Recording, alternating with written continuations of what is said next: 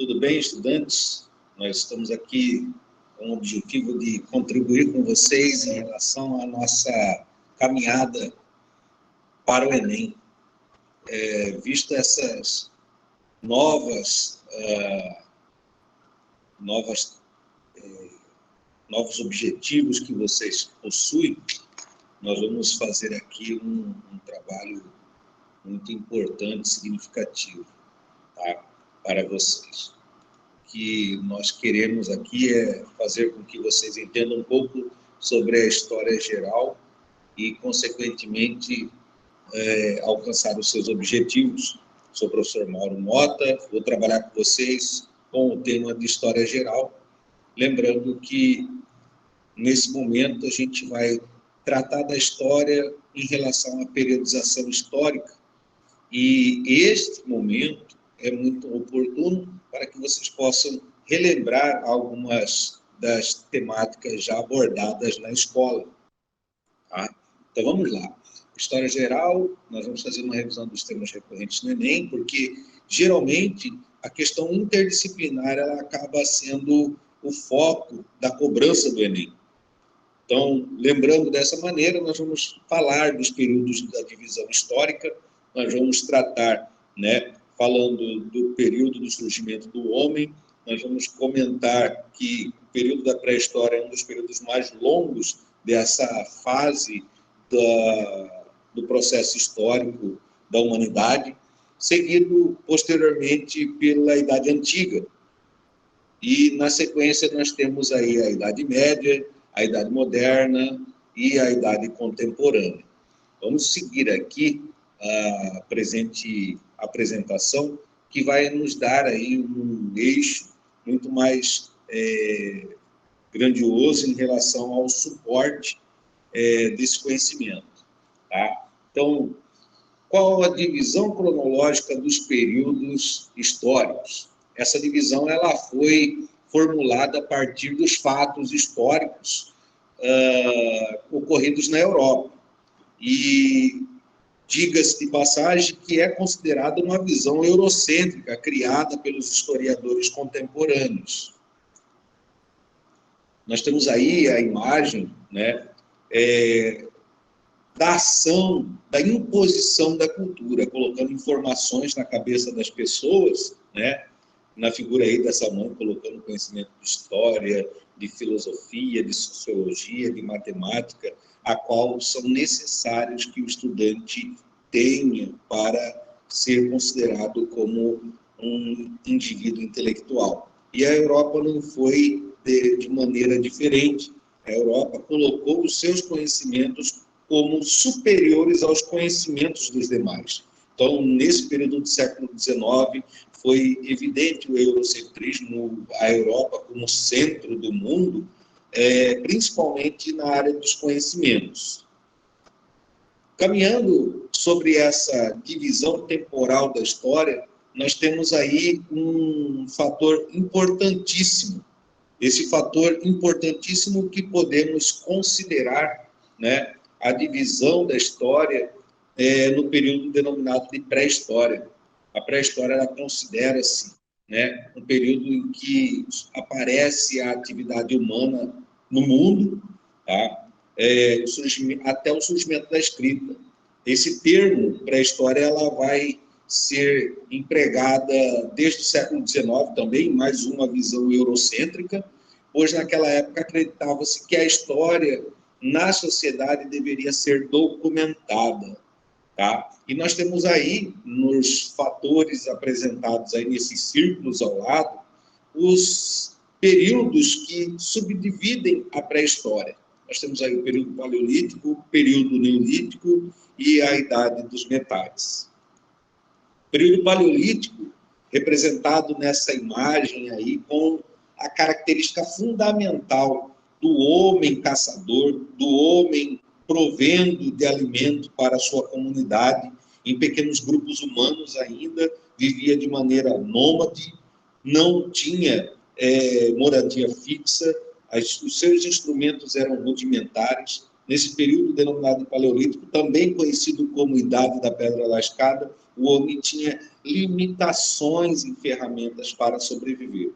Este aqui é o homem primitivo, em estado natural. Nós temos aí essa principal característica, que faz com que o homem ainda esteja em uma situação vulnerável diante da natureza, buscando sobreviver com seus instintos primitivos. O próximo período da pré-história é o período paleolítico. O período paleolítico, período neolítico, perdão, já é caracterizado com uma dada evolução no conhecimento destes grupos humanos. Nós podemos ver aí nessa imagem que existem um número maior de pessoas. Essas pessoas estão fazendo o quê? Elas estão produzindo alimento, elas estão produzindo, né, atividade agrícola. Nesse contexto, nós temos o conceito de que o conhecimento humano está cada vez mais ampliado. Então, o conceito dessa relação do período neolítico, idade da pedra nova, também neo quer dizer novo e lítico pedra, faz com que os instrumentos passem a ser mais bem elaborados.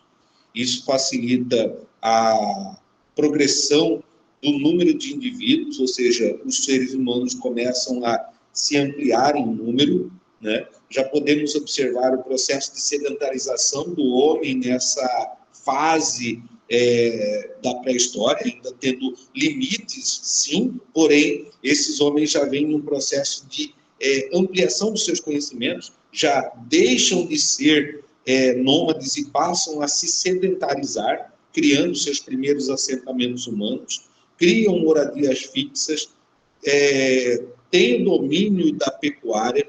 Estes são os principais fatos que a gente precisa lembrar do período neolítico. O terceiro período, um período conhecido como período de transição, denominado de Idade dos Metais, é a fase na qual o homem ele passa a ter uma elaboração de ferramentas cada vez mais aprimoradas, com maior eficácia.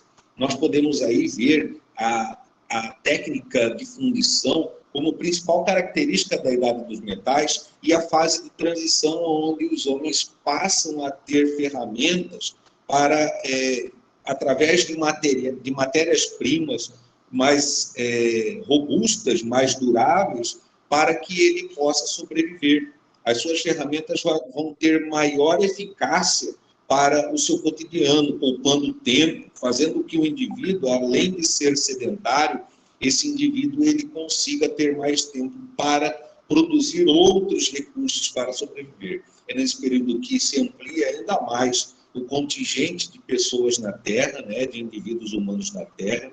Nós já vemos uma franca expansão territorial e a conquista de outros territórios. E isso vai impulsionar o desenvolvimento e o aparecimento de novas comunidades. Nós temos aqui a Idade Antiga como uma fase transitória da idade pré-histórica para a idade do surgimento das civilizações. Na Antiguidade, ela vai ser marcada principalmente com o aparecimento da escrita, que é o marco temporal, né, que representa o conhecimento do homem, o marco civilizatório, o surgimento de novas sociedades ou das primeiras sociedades. Temos aí dentro desse período da Antiguidade, que foi conhecido como período na história da humanidade que surgiram os primeiros povos civilizados, tá? E também chamada de Idade Antiga, essa época se refere desde o momento da descoberta do uso da escrita até o declínio do Império Romano Ocidental. Tá? Então, a gente tem aí civilizações que aparecem como as principais civilizações. Lógico, tiveram outras, mas a gente faz um contexto que é mais trabalhado, mais cobrado em exames nacionais, como o próprio Enem. Nós temos aí a civilização da Mesopotâmia, nós temos a civilização que floresceu e se desenvolveu no Egito, nós temos a civilização grega, que marca muito as características atuais de civilização na qual vivemos hoje, e a civilização romana. Cada uma delas com as suas características. Nós vamos tratar de uma delas aqui principalmente. O que fez surgir as civilizações? O que fez surgir os primeiros assentamentos humanos para o progresso ou o desenvolvimento de cidades foram as características naturais. No caso aqui da civilização mesopotâmica, que é a primeira civilização que se tem notícia na história, né, da sociedade ocidental, que surgiu, né, o berço da sociedade ocidental surgiu lá no meio do Oriente Médio. Né? O que é importante a gente lembrar é que esses agrupamentos humanos se estabeleceram em uma região conhecida como Crescente Fértil, que ocupa parte do Oriente Médio e parte do Nordeste da África. O que tinha ali de importante? Ali tinha recursos hídricos, ciclos de cheia e de secas que fertilizavam o solo, ciclos de cheia e de enchente, né, de seca, que possibilitavam a manutenção da agricultura. Nós temos aqui, então, a civilização mesopotâmica representada como uma civilização que se desenvolveu através da prática econômica da agricultura irrigada. O que é uma agricultura irrigada? É aquela na qual se tem a produção agrícola com a utilização dos recursos hídricos daquela região. Quais eram os recursos hídricos ali, as fontes hídricas daquela região? O rio Tigre e o rio Eufrates. Tá? Então, nós temos essa característica especial, aonde no momento da cheia, esses rios transbordavam, fertilizavam o solo em suas margens, né? Transbordavam suas margens, fertilizavam o solo, e no momento das vazantes, havia ali um rico solo fértil para se produzir. Então, vários povos por ali passaram e criaram seus assentamentos, formando as primeiras cidades-estados. Nós podemos ver que na organização das cidades-estados que ali surgiram, tem uma característica de organização da sociedade também, baseada em uma sociedade estratificada. O que é uma sociedade estratificada? A sociedade estratificada, ela é uma sociedade com classes sociais distintas, cada uma com as suas atribuições, cada uma com as suas funções dentro daquele conjunto humano. Os líderes, os governantes, os que trabalham, os que produzem, né? Os que cuidam da religião, os que cuidam da segurança. Isso são os estratos de uma sociedade. E lembrando que essa sociedade também, que floresceu na região entre rios, porque Mesopotâmia quer dizer terra entre rios, né? Que rios são esses? Rio Tigre e rio Eufrates.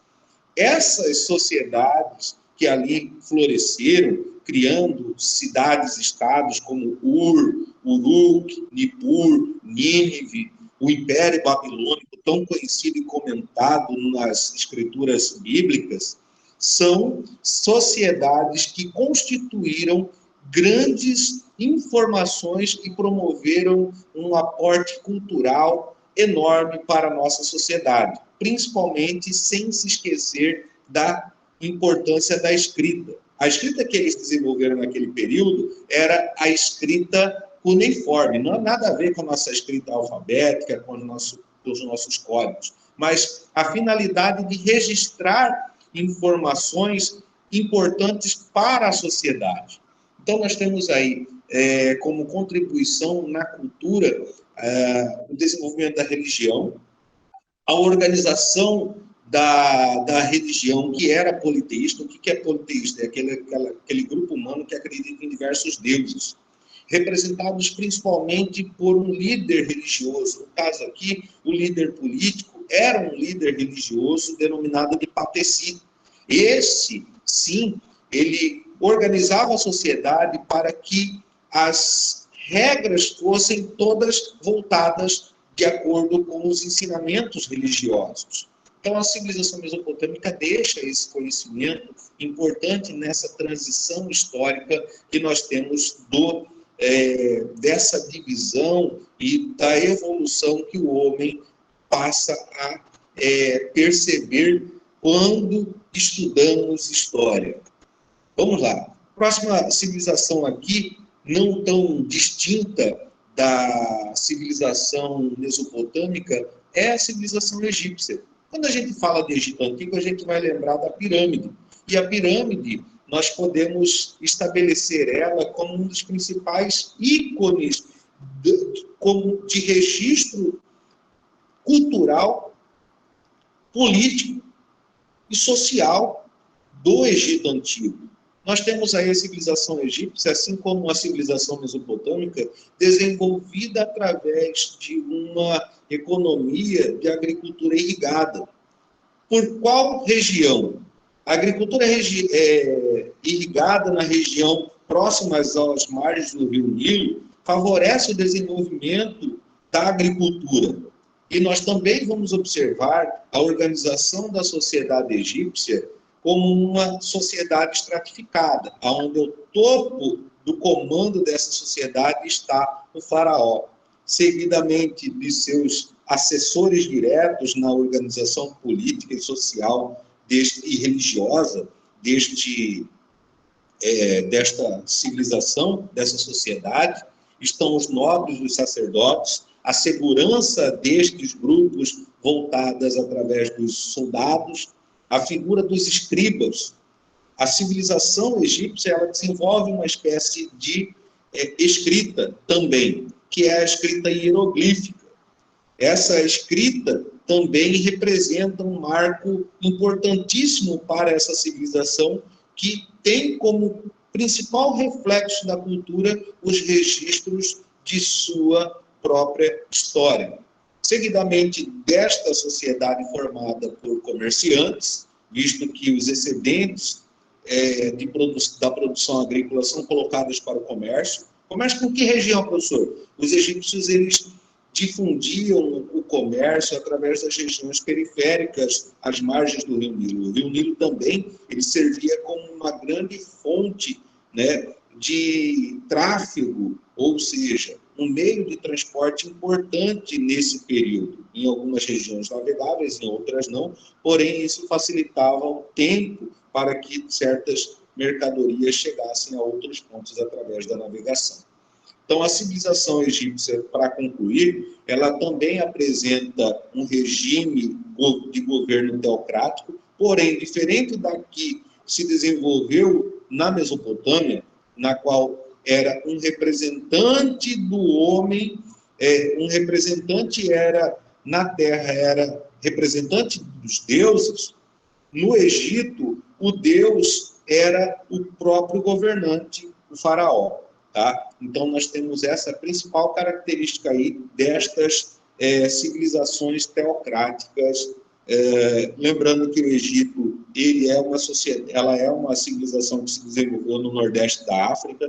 Tem muitos estudantes que esquecem onde fica o Egito, né? E a importância, muitas vezes o continente africano fica em xeque na importância desse contexto de comunicação e repasse de conhecimento para os estudantes, e a África é o berço da civilização mundial. Tá? Então, nós temos essa informação aí.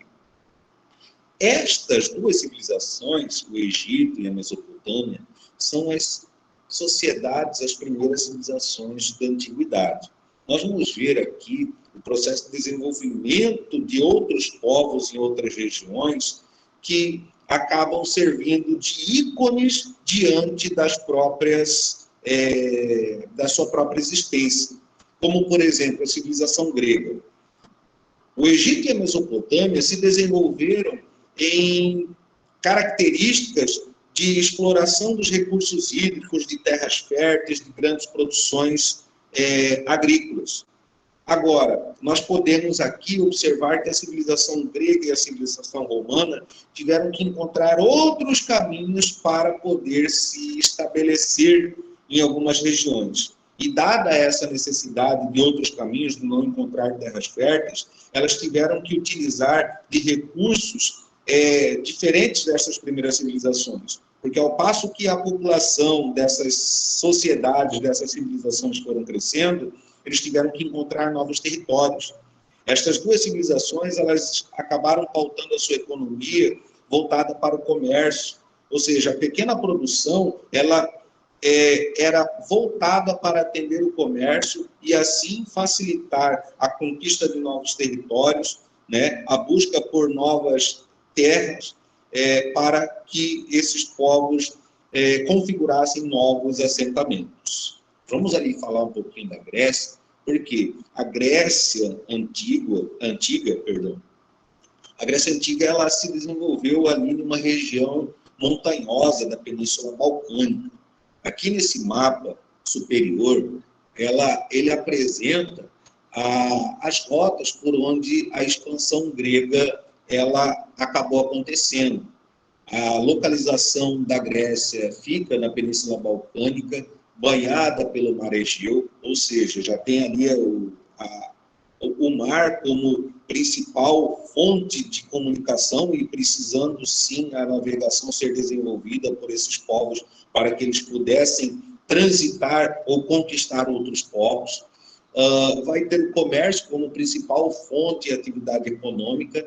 As primeiras sociedades ou comunidades voltadas ali na formação da civilização grega ficam denominadas como gênos, comunidades gentílicas, povos que ali vieram através de fluxos migratórios, levas migratórias, passam a se estabelecer nessas regiões. E à medida que crescem essas regiões, nessas regiões eles precisam buscar novos territórios, porque a região ela fica inviável de manter todos ali devido à escassez de terras para a produção de alimentos e criação de animais, consequentemente, né, o estabelecimento e assentamento de povos.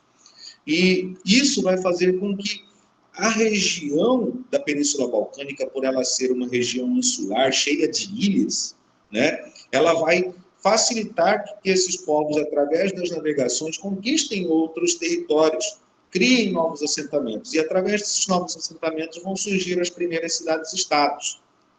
Um dos períodos mais conhecidos do período da história da Grécia Antiga, da civilização grega, é o período helenístico, período de grande expansão cultural, do conhecimento dos costumes gregos ali estabelecidos. Quando nós falamos de Grécia Antiga, também devemos lembrar da cultura estabelecida através da filosofia, né, nos nomes de Sócrates, Platão e Aristóteles, o desenvolvimento da democracia, as características da cidadania grega dentro dessas cidades-estados. Um dos grandes conquistadores de territórios dessa civilização é o nome de Alexandre o Grande, tá? As principais cidades-estados ali em destaque na nossa imagem é Esparta e Atenas. Esparta é uma civilização voltada para a cultura bélica, ou seja, a cultura militar, a busca por conquistas territoriais, e Atenas, uma sociedade voltada para as reflexões da humanidade. O que é importante a gente representar aqui é que, como herança para a nossa sociedade, ficara a organização do Estado, ficara a questão do conceito de cidadania e do conceito de democracia. Tá? Então, essa civilização ela deixa como marco importante estas características. Então, as civilizações marcantes nesse período, que se desenvolveram por volta de 2.600 anos antes de Cristo, têm essas características. Nós vamos aqui comentar sobre a civilização romana. Tanto uma como outra acabaram ganhando grande destaque para a consolidação dos costumes ocidentais atuais. Então, Roma, nós podemos observar que surge na Península Itálica de uma pequena comunidade gentílica, né, de um pequeno grupo, e a sua origem também é de povos que vêm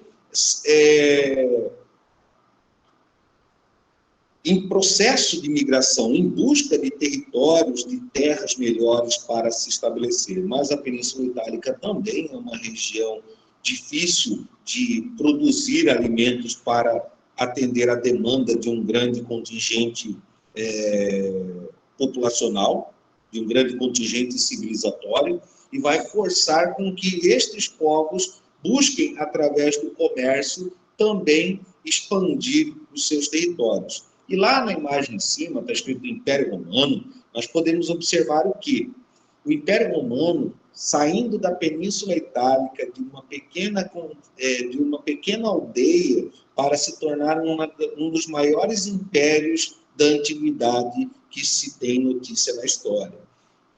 Conquistou territórios do norte da África, da Ásia, Ásia Menor, norte da Europa, Península Ibérica, e entre outros territórios. Isso tudo através de uma imposição de cultura, principalmente baseada na conquista de territórios através de guerras. A expansão territorial de Roma vai datar aí a partir de 800 anos antes de Cristo até 476 anos antes de Cristo, aonde esse império ele vai ser um dos principais e mais conhecidos dentro do contexto histórico.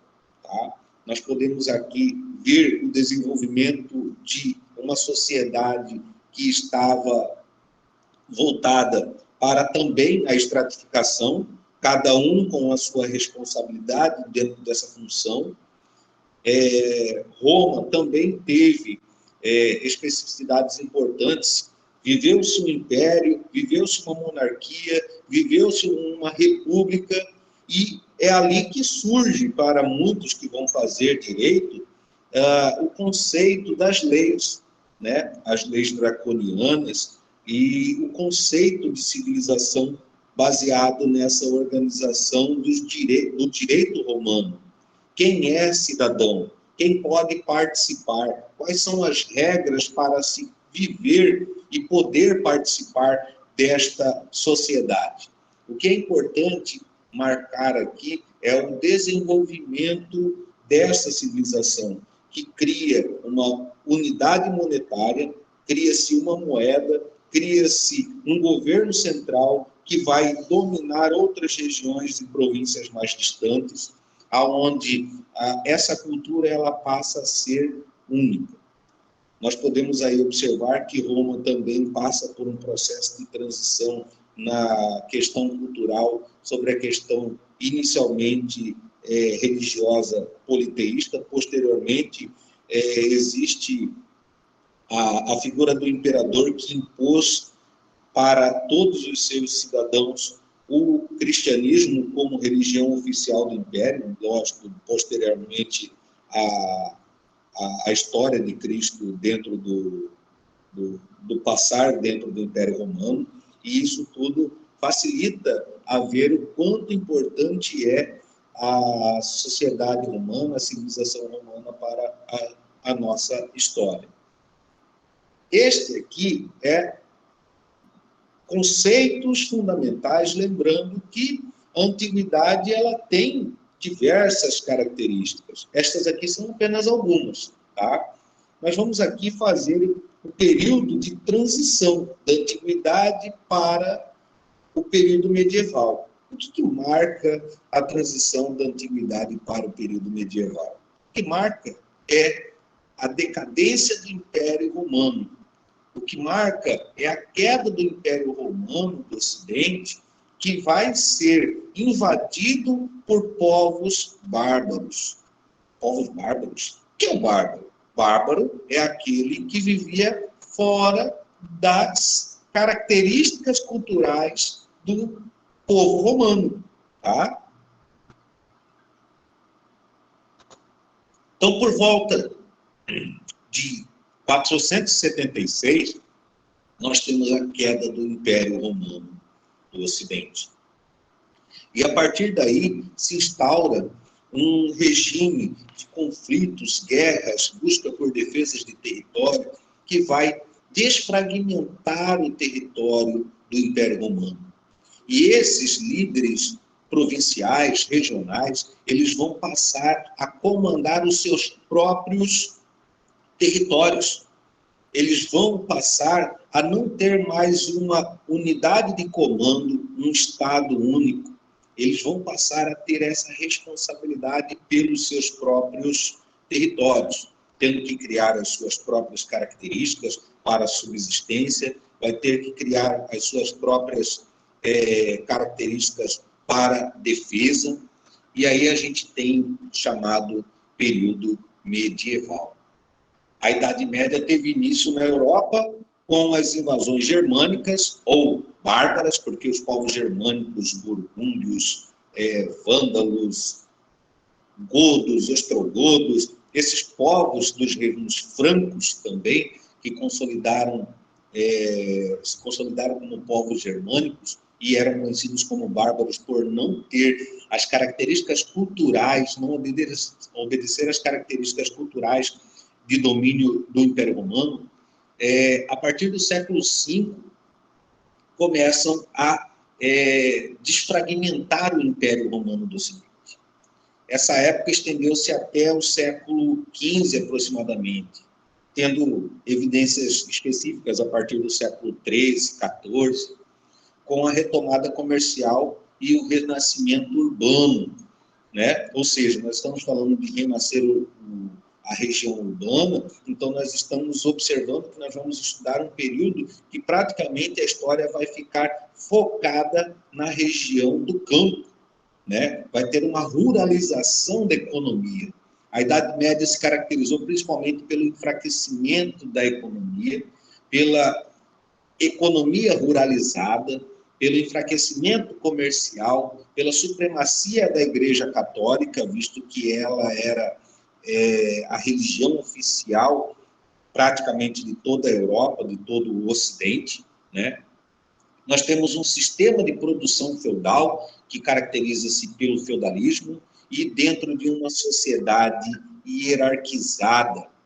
Essa sociedade hierarquizada, ela era sem mobilidade social. Vamos ver aqui algumas imagens e alguns conceitos que a gente pode tirar de informação desse período da Idade Média. A Idade Média é a invasão dos povos bárbaros, né? Povos do Império Ostrogodo, os alamanos, os saxões, os povos francos, os burgúndios, os suevos, os visigodos, os vândalos. Todos esses povos, eles passam a ter conflitos diretos com a sociedade. E isso vai fazer com que as cidades se tornem lugares inseguros para se viver. Então, o homem ele vai fugir da cidade, vai haver um êxodo da cidade para o campo. O termo bárbaro não deriva, está lá o destino, né, de um grupo cultural específico, e foi usado por gregos e romanos para descrever culturas que eles julgavam primitivas e que baseavam as conquistas mais pela força física do que pelo intelecto. Barbaridade, esses tiveram grande influência sobre a Europa, pois mesclaram seus costumes com os dos romanos. Ou seja, durante o período medieval, vai haver uma fusão de conhecimentos e costumes. Costumes germânicos, ou seja, costumes bárbaros, com costumes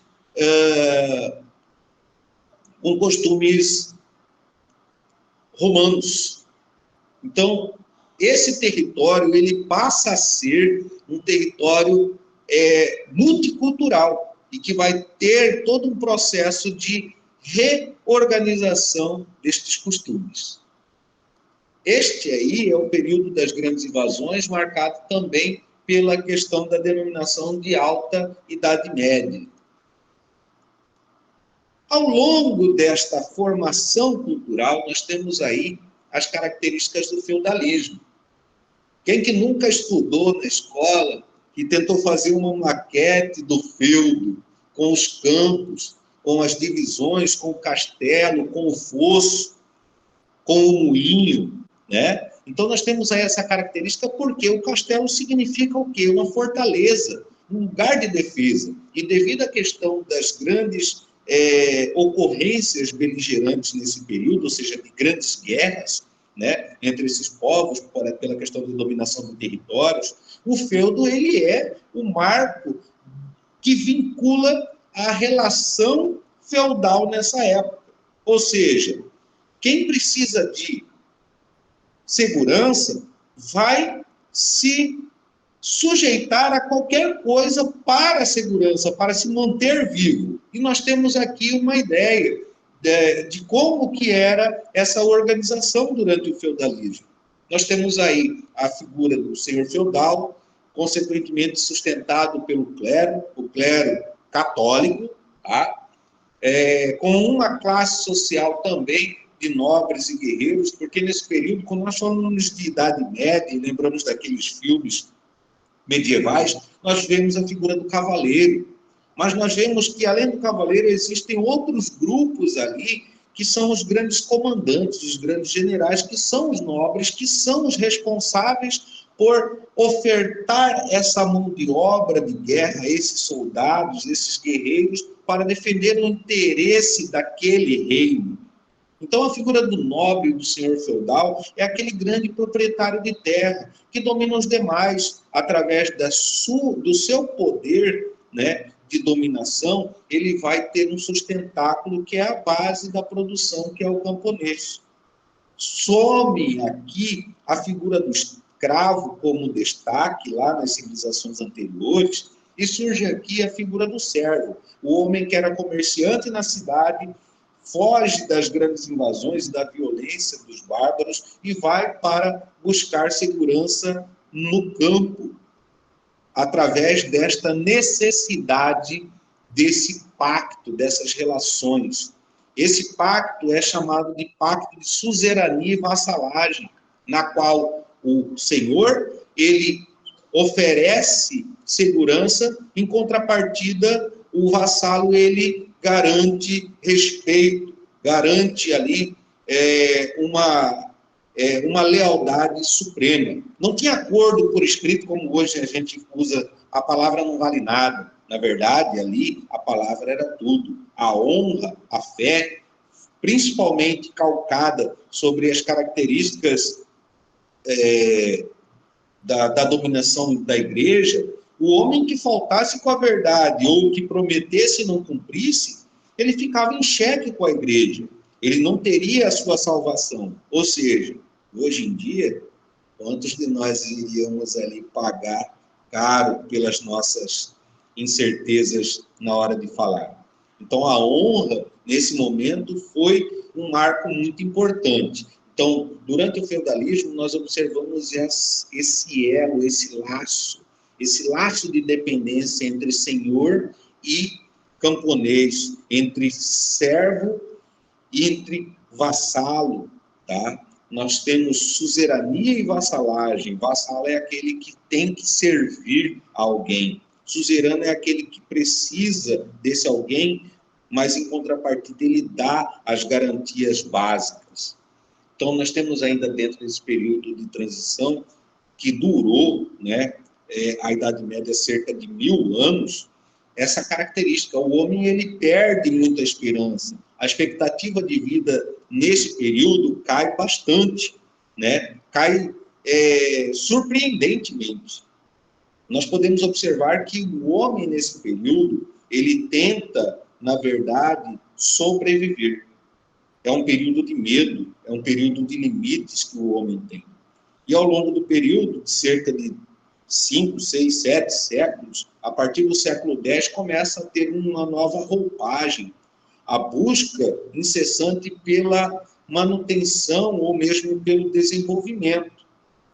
Mas isso tudo controlado pela Igreja Católica, que para controlar a sociedade, ela pregava os mandamentos, fazia com que todas as características humanas fossem voltadas para a obediência e não para a rebeldia, que a rebeldia também simbolizava uma característica negativa, tá? E aí vem um período de transição, o período das guerras, o período em que a Igreja Católica mobiliza os seus povos, né, os seus seguidores, para retomar o território sagrado, o território denominado de Terra Santa, né, retomar Jerusalém em nome de Deus. Então, as guerras santas, nesse período conhecidas como cruzadas, passam a ser insidiosas, convocadas pelos próprios papas daquela época, a partir do século X. Então, século X, século XI, século XII, até o século XIII, várias cruzadas foram desenvolvidas, até a conquista, novamente, de Constantinopla. Constantinopla passa a ser uma área de estratégia para a chegada de novos horizontes. Esses novos horizontes estão marcados principalmente pelo desenvolvimento do comércio. Ao longo do percurso em que os guerreiros cruzados eles caminhavam, eles iam se estabelecendo, pilhando cidades, dominando territórios, e esse era um dos principais fatores. E isso vai fazer com que surja também o florescimento do comércio, com as primeiras feiras.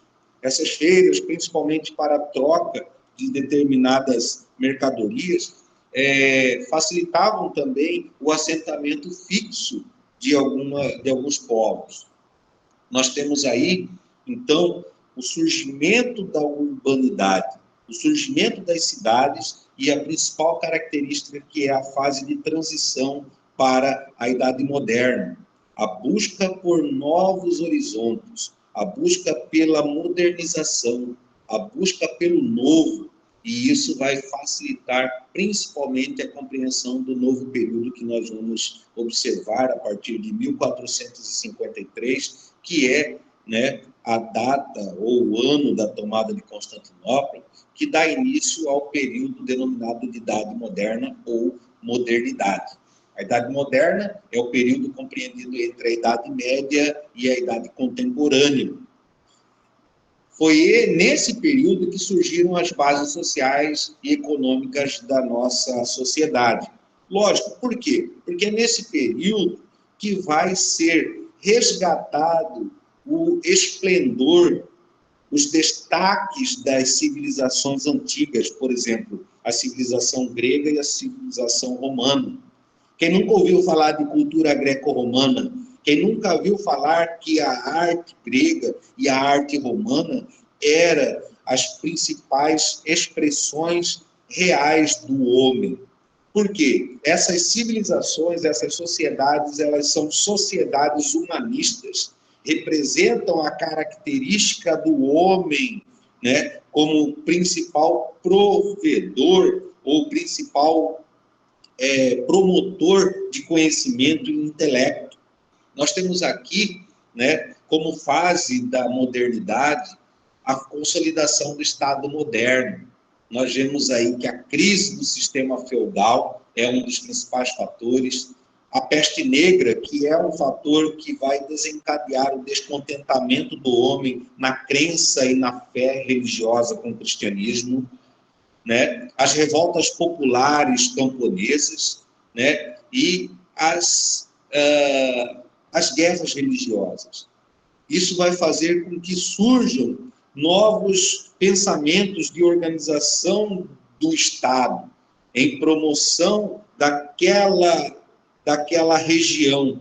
Isso vai fazer com que surjam alianças entre a nobreza, reis e os comerciantes que ali estavam surgindo, como, por exemplo, a nova classe social denominada de burguesia. O efeito vai ser evidente. Vai surgir uma política mercantilista que vai favorecer o florescimento de novas cidades voltadas para o comércio e das navegações.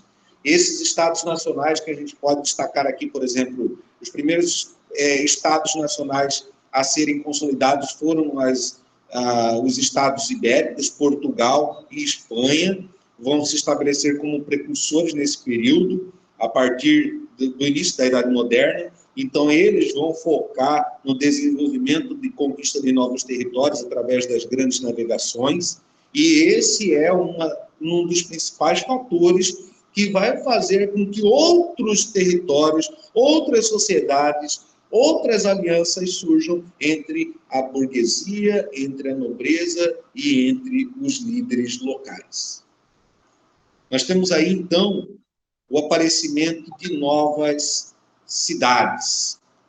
Essas novas cidades vai ser caracterizada principalmente como renascença, o humanismo, a separação de Deus, ou seja, do divino com o secular, com o humano. Naquela obra da pintura de Michelangelo, está a criação de Adão. O homem recebendo o toque divinal. Isso representa que o homem é filho de Deus. O homem e as características, né, físicas são resultado de Deus e é a sua perfeição, a sua imagem, a sua semelhança. Então a Renascença traz esse novo pensamento, esses novos questionamentos sobre o homem. O abandono da crença, o abandono do ritualismo católico também é uma característica nesse período do Renascimento. O homem busca explicação ou explicações para tudo. Na imagem abaixo, a gente vai ver o homem fazendo uma autópsia, conhecendo a anatomia humana, né? Nesse período se desenvolve a ciência, se desenvolve os questionamentos. Fatos que antes eram totalmente vinculados apenas pelas explicações míticas, né? Ritualísticas, espirituais, que a igreja conseguia, porque era ela a detentora de todo o conhecimento no mundo europeu naquela época. Então, o Renascimento faz florescer cidades, juntamente com o desenvolvimento econômico, se desenvolve o intelecto das pessoas. Surge a classe burguesa, que vai financiar, que vai desenvolver um mecenato, financiando pesquisas, financiando expressões intelectuais que favoreçam o destaque desta nova classe social, que é a burguesia comercial europeia. Tá?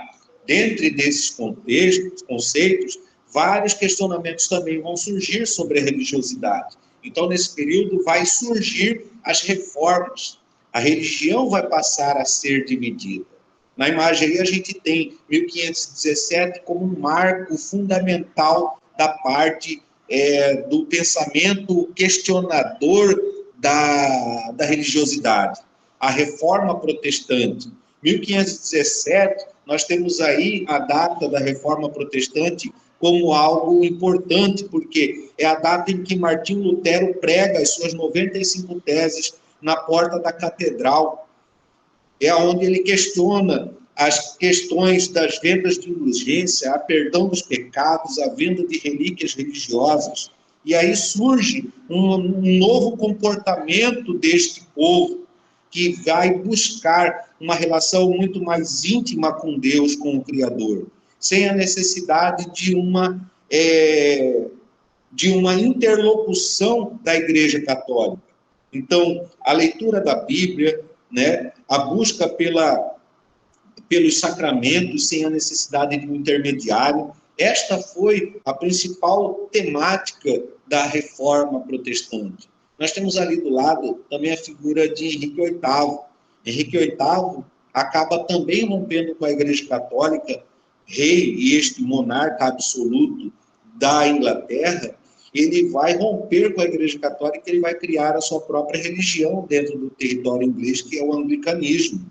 Algo bem parecido com o protestantismo, né? Onde, para tentar conter essas revoltas no campo religioso, a igreja também vai passar a repensar sobre os seus procedimentos. A igreja vai passar principalmente a repensar sobre as suas práticas. Vai mudar, né, principalmente a cobrança de determinadas atitudes dos seus fiéis e trazer à tona novos pensamentos, principalmente sobre a classe burguesa. Por quê? Os principais protestantes, eles eram burgueses. Na realidade, a Igreja Católica, ela pregava e condenava a usura. O que é a usura? A usura é você prospectar, é você buscar novas fontes de recursos para enriquecer, o acúmulo de riqueza. Esse fator, então, nos caracteriza a um determinado pensar. Como que você condena o acúmulo de riqueza, sendo que você mesmo acaba praticando? Então, a reforma ela veio principalmente para dar um novo olhar em relação ao conceito da religião. Nós temos aqui, depois da reforma, um fato que também marca o período da modernidade. Marca principalmente porque as monarquias ali instituídas são agora monarquias que buscam o fortalecimento dessas relações para a relação do Estado, fortalecer o Estado. E como que se fortalece o Estado? Criando uma elite dominante. O Estado moderno nacional absoluto, ou o absolutismo monárquico, ele é amparado na figura do rei, com apoio da igreja e sustentado pelo trabalho camponês, pelo trabalho burguês diretamente. Nós temos aí a figura ao lado, a exploração das classes nobres sobre os trabalhadores, e isso vai criar diversos descontentamentos, principalmente por conta das arbitrariedades estabelecidas nesse período, onde o monarca, muitas vezes, ele se colocava como o Deus também, como o único responsável por determinar a vida e a morte das pessoas, colocando principalmente na divisão estratigráfica da sociedade, primeiro, segundo e terceiro estado, que talvez você já tenha também estudado. Primeiro estado, a nobreza e o clero. Segundo estado, ali, a divisão dos trabalhadores. O terceiro estado, a base da produção econômica. O segundo estado, o clero e a nobreza. E o primeiro estado, ali,